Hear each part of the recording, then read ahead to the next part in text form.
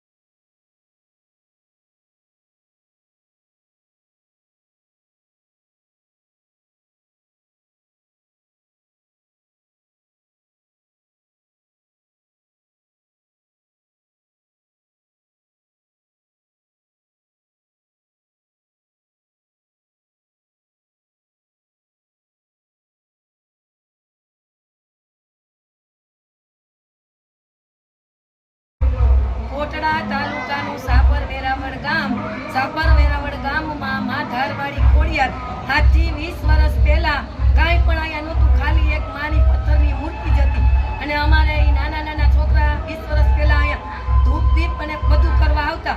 અત્યારે એ માએ વેરાવળ ગામમાં પરચા એવા પૂર્યા છે કે બધા ખેડૂતને કરોડપતિ કર્યા।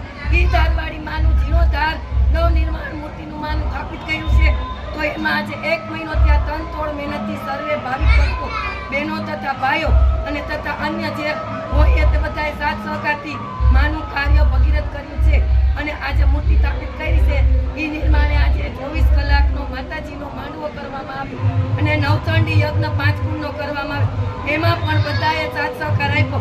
એવા અમારે કોટડા સંગાણી તાલુકાનું વેરાવળ શાપર ગામ, અમારા ગામમાં આશ્રી ધારવાળી ખોડિયાર ચેરિટેબલ ટ્રસ્ટ એન્ડ ગૌશાળા, અમારા અહીંયા ધારવાળી ખોડિયાર માતાજીનું મંદિર આવેલું છે, તેનું અમે નવનિર્માણ અને જીર્ણોદ્ધાર કરેલો છે। તેમાં આજરોજ નવચંડી મહાયજ્ઞ અને માતાજીના 24 કલાકના માંડવાનું આયોજન રાખેલ છે। સૌ ગ્રામજનો વતી આ કાર્યક્રમને ભરપૂર બનાવવામાં આવ્યો છે અને જે કાર્યક્રમ હાલમાં અત્યારે ચાલુ છે।